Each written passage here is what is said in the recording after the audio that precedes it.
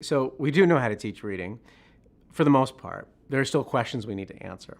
But on a foundational level, we've known for a long time how the brain learns to read. So you're right. I mean, we know about reading, the printing press, reading, although it's a fairly recent innovation, it's been around for long enough for us to understand it. The challenge, though, is that we don't truly understand yet. There's still a lot of questions to be answered about how the brain learns to read and why certain people have more difficulty learning to read. In part because our brains, and we hear Marianne Wolf talk about this all the time, our brains were never wired to read.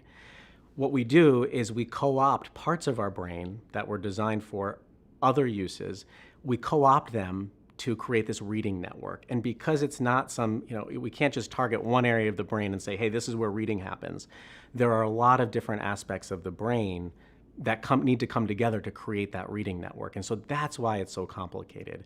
And so what we've been able to do, especially with the types of imaging research that we're able to do here at Haskins, with using fMRI or FNIRS or EEG, is be able to really tease out and understand what is activating the brain, what's happening in the brain as we learn to read, especially for people who are struggling.